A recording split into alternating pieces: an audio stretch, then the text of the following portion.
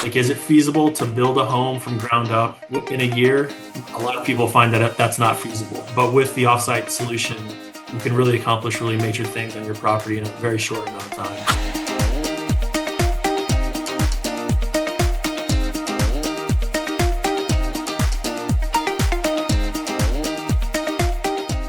Hi, I'm Vicki Grodner, and welcome to the College Real Estate Coach.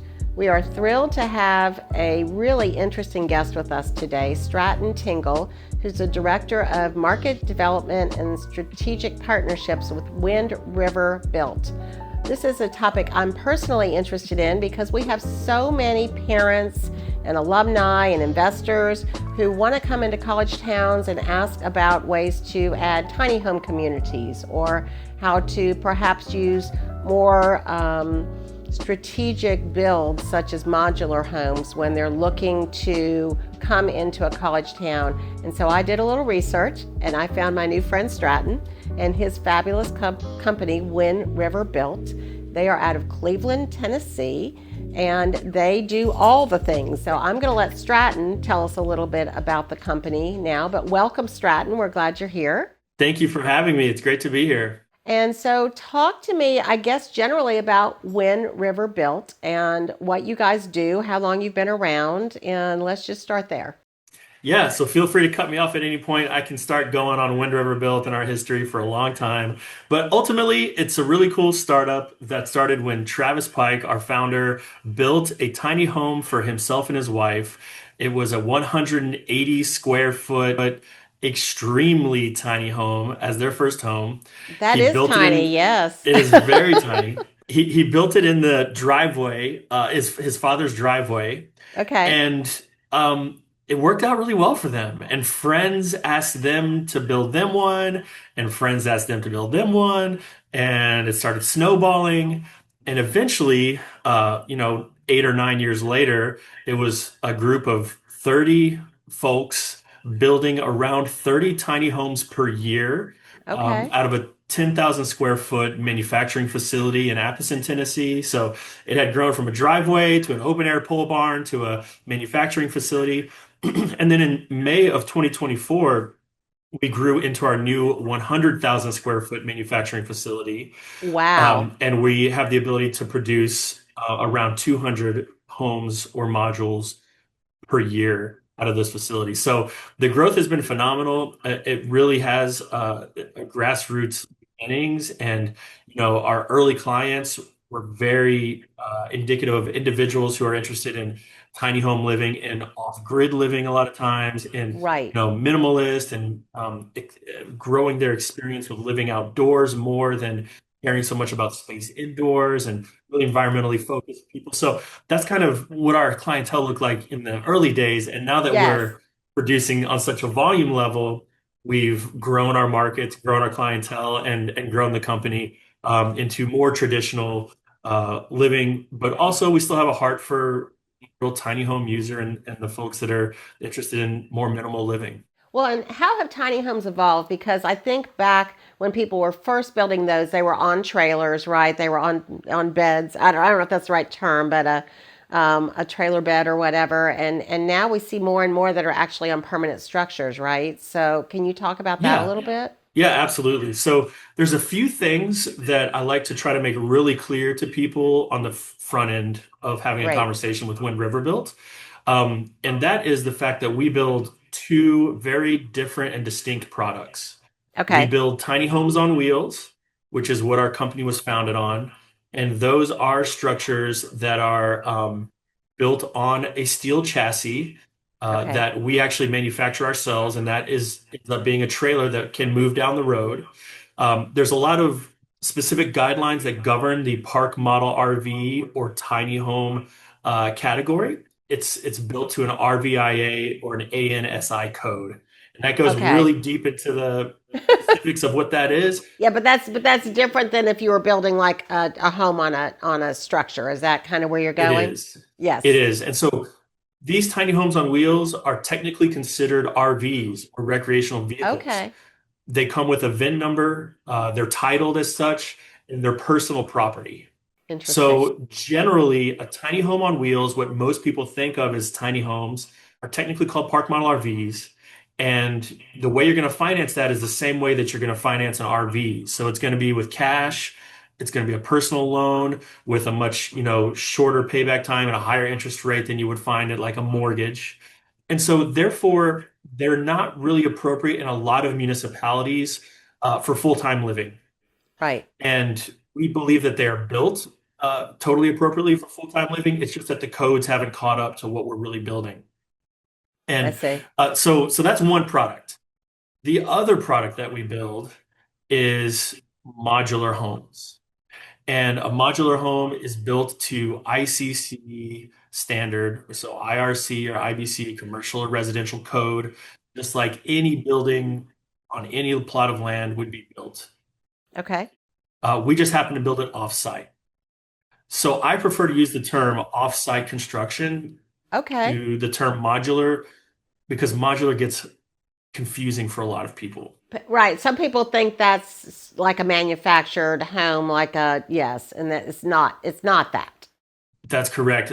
I will say, and you hit it right on the head, the thing that we don't build at our facility is any HUD or manufactured housing Right. products. That is a totally separate designation. It's really more appropriate for emergency housing, and it came Hmm. around at a time when America was experiencing a housing shortage and needed to get a lot of units on the market very quickly and kind of had a lower uh, barrier to entry and a different code than what Yes. normal residential code is. I'll just put it that way. Sure. So, one of the things that led me to look for you guys is because I often hear as a real estate agent in a college town, man, I would love to have a tiny home here. I would love to add an ADU, and you can talk about what an ADU is as well if people don't know what that stands for. Um, and so, but we often have issues with that, at least in the town I'm in, although they're changing the zoning code. But we and so we can get into zoning in a minute. But so talk to me about again what an ADU is versus a tiny home, and if you've done some of those types of products or your modular builds in college towns. Yeah, excellent. Great question. So we do a lot of work in the ADU market. ADU stands for accessory dwelling unit. So that simply means basically a second home or a second dwelling unit on a property that already has a primary residence. A lot of people think of them as granny flats or Yes. mother-in-law houses or a carriage house. It can be above a garage. It can be a separate home on a property, but that's basically what an ADU is a second building. Sometimes they can be attached, but mostly they're unattached a lot of times. But it's got a separate entry and it's another dwelling on a lot that originally had a dwelling on it. Okay. So they're becoming very popular for families who are interested in staying more together on the same piece of property, or families who are welcoming their aging parents to come age in place on the same property so they can be near close by. Um, Right. So multi there's a lot of different generational. reasons. Uh huh. Yeah, Yes. yeah, Yes. multi-generational. But also to have a guest cottage and in a college town that might be something people would be interested in if their zoning Absolutely. allows, Yes, because then you could potentially rent that out as a short or long term rental. Yes. that's right. That's exactly right. And there's a lot of different, zoning does come into play when you're talking about ADUs, Hugely. as you mentioned. I'm in Chattanooga. I live in Chattanooga, Tennessee. Our facility is right outside of Chattanooga in Cleveland, Tennessee. And Chattanooga recently passed a zoning ordinance that allows for additional dwelling units or accessory dwelling units by right on any residential property. So there are some things that it has to conform to. The accessory dwelling unit cannot be taller than the main house, for instance. Okay. There are some maximum square footage sizes that the accessory dwelling unit must meet, so it can't be over 800 square feet. But that's interesting because it starts to be, I mean, 700 square feet. I mean, that's a legit house, right? I mean, That is a legit yes. house, absolutely. So, And so to speak to square footage and size and tiny homes and modular and accessory dwelling units, yes. all of these things, there's a lot of options. Um, but there are a few things that govern these different categories. Okay. So a tiny home on wheels or a park model RV is going to be maximum conditioned square footage of 400 square feet. Okay. That's as large as a tiny home on wheels can be. And again, that's conditioned space. So if there's a porch or something like that, that doesn't count towards that space. But the bedroom, the bathroom, the kitchen, the living area, maximum 400 square feet. So that's where you see a lot of lofts being built and Right. utilized. Because you got to get it down the road, right? If it's on That's wheels, you right. got to be able to get it down the road. So it can only That's be right. so wide. And so, yeah. Okay. Yep, absolutely. On the and then there's going to be different rules depending on where you live regarding how large an accessory dwelling unit can be. That's all over the place, and that's based upon your local municipality and what's allowed there, Right. right? And then on the modular construction side, we are experts in small footprint living and small footprint building, but we can go as large as any commercial building or whatever. Nothing that regulates um, the size that we can build to Mm-hmm. as a company. There are Right. certainly things that may regulate the size of a home in a certain municipality or homeowners association or whatever it may be. Whomever is putting the rules up for how large your home can be is ultimately how is what's tying your hands as to how large or small you can build in your community. But through the modular approach, we're able to build any size. We build them offsite and we transport portions of the home down the road to the site for on-site setting. And the benefit for offsite construction is that these units never see the weather. They're in our facility from day one until they're completely wet, shielded from the weather, roofed, weather sheathing, all of that dried in completely before they ever go outside and head down the road and get set on the foundation. So that's like a huge advantage. Is there a time benefit? I mean, is it quicker to build? I would assume it while you're building the components in, or the segments in a factory. And when Yeah, it is. is That's that the what you other. call it, a factory? Is that what you called your build Yeah, space? that's totally Okay, fine. I often call it a facility because it's facility. really got a different vibe than a factory, if you will. Sure, of But it's course, of okay to course. call it a factory too. Um, Time is one of the main advantages to offsite construction. Okay. The main part being that your GC or your developer on site can be putting in the driveway, building the foundation, running utilities, taking down trees or whatever needs to happen to make the land ready for a home. At the same time that they're doing that, we can be building the vertical part of the home so that we can be building the walls, we can be putting in the bathroom, we can be building the kitchen, we can be doing the roofing. All of that can be done at the same time as what's called the horizontal, the foundations, Mm-hmm. Okay. driveways, and all that can be done, which really reduces the time of the total construction project by about half. That's incredible. So, and take these modular units and tiny homes in all over the country? Or are you more confined to like the eastern part of the country or? Yeah, we do work all over the country. So Okay. I know you're focused on more student solutions or college town solutions, Uh-huh. but we do a lot of work in that realm. We also do a lot of work in hospitality. So we do a lot of short-term rentals. We work with a number of like resorts, basically. There's this whole new concept of landscape hotels or hotels that are not volumetric, but more like resorts where you've got cabins, let's say, Yep. across 50 acres or whatever. And it's a very Mm-hmm. experiential hospitality type of thing. We Mm-hmm. do a lot of work in that. We do work with RV parks and campgrounds. Really? But we also do single family residential and are getting into multifamily residential as well. And due to our expertise in hospitality specifically, we end up doing projects all over the place. We've That's got great. projects right now in pre-construction that are going to be headed to New York, the state of New York. We've got projects that are going to be headed to Utah, projects that are headed to California, projects that are headed to Wow. Florida. So it just totally depends. People usually come to us because of the excellence of our quality, as well as the other advantages of offsite construction. But we're known as like a high-end provider. And that's why we end up getting projects in California and Utah and New York and all over the place, not just in Tennessee, Georgia, Alabama. That's great. That's great. Yeah. So, okay. So let's go ahead and shift now to college towns. So, talk to me about what you guys have done in college towns, what you've seen work, and how your product has been utilized in those kinds of Yeah. locations. So the very first modular project that was on a volume order that we did as a company was an order of 26 student housing units for a university in our area. It was for Southern Adventist University. Okay. They had an influx of students coming in like the next year and over the next few years, and they needed a solution fast.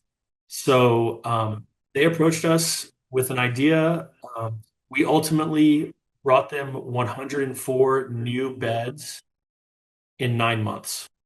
That's incredible. Wow. And Yeah. probably So much more cost effective than trying to build a dorm, right? That's going to house that number of students. yeah. So cost, there's kind of three things. There's time, quality, and cost, and Sure. choose two of those. Right. you Right. know so this project was really focused on time and quality. Sure. Cost was it's going to be higher if you're trying to get 104 beds in 9 months. Like, we're going to work our butts off to do it, and it's going to cost Sure. money. But the college normally budgets 3 years for a project of that level, or a project of that size. Mm-hmm. And the fact that we got it done in under 1 year was a huge win for the college. They're able to house students way more quickly than they were otherwise. So, yeah, so going back then to, so if I'm a parent and I decide I want to um, buy a product through you, a home through you, whether it's a tiny home or a modular home, obviously I'm going to have to check the zoning codes in the community where I want to put that house, but then talk to me about that process and Yeah. what that looks like. So most likely you're going to be interested in a modular home through us. If you're in that situation, it's unlikely that you're going to be interested in a tiny home on wheels. Now, you may be interested in a small modular home or a small footprint home. So I'll Yes. probably guide people towards that route just based on how most municipalities operate. If you've got 200 acres out in a county somewhere, you certainly may be able to do a tiny home on wheels, and we can definitely have that conversation. But I think most parents that you're talking about are probably in a situation where their student may be in a more of a town situation that's not going to allow tiny homes on wheels or park model RVs on Right. residential properties. So the process for that is we do have a catalog online. Our website is Which is Wind River incredible, Built. by the way. I Thank love you. your product. Yeah, it's really Thank it's you. really good looking. Our website is windriverbuilt.com, and you can click residential and view a bunch of the house plans that we've got. We've got plans ranging from about 550 square feet to about 1,300 square feet, and there's various options there.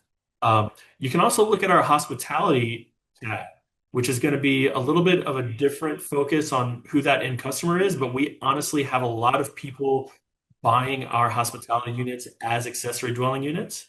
So oftentimes not as the main home on a property, but more of a short-term rental or even a medium-term or long-term rental that can serve as Hmm. a really beautiful kind of second home or second place to stay on a property. So look through our catalog, see what you like, what you don't like, and then contact us. We have a number of plans that are not in our catalog that we just don't showcase necessarily because we think what we have there online showcases like what we do pretty well, and we can kind of take the conversation from there. But you just hit us up, tell us your situation. We'll help you determine if what product is right for you, and try to work with your budget to make it happen. We're always going to be engaging, or really the client will be engaging a local general contractor as well as us. So we'll be building the home offsite, and their local contractor will be, again, building, running utilities, building the foundations, ensuring we've got, Hmm. driveways where they need to be or whatever, and managing, pulling building permits and managing the project on the local level while we're building the vertical at our facility and transporting it to the property. That's great. That's great. Okay. And anything else that any fun stories or anything else that I haven't asked you that you think would be useful for people to know as they think about maybe having a smaller modular home or a modular home through Wind River Built, set up in their college town? Yeah, I think that the one of the most exciting things that we did talk about a little bit, but I think can be highlighted a little bit more. There's a couple of resources that we just put out there on YouTube and our website about a project we just completed, which was a home up on Signal Mountain, Tennessee, a Okay. really desirable area. Yes. And it was on a piece of property that perked for only 2 bedrooms. So it was only allowed to have a maximum of 2 bedroom home on that property. It was a 1 acre property. And so it's perfect for us because we build a lot of 1 and 2 bedroom homes. So we built our Cascade model and sent it up to Signal Mountain and placed it on the foundation. That project turned out really, really well. We have a couple of offers within 20 days of listing. And we listed it kind of, as you know, not the best time of year for listing things, like going to Right. market on November 1st or whatever. But it's a really desirable property, really desirable location, and it's going to sell for pretty high price. Um, Nice. Really proud of that project. And that project, from the very first day we stepped on site to the day that someone's ready to move in, was 6 months. We think that we can get that number down due to a number of factors to something like 3 to 5 months. And so, just thinking about your timeline as a homeowner or someone who may have a kid going off to college here in a year, like, is it feasible to build a home from ground up in a year?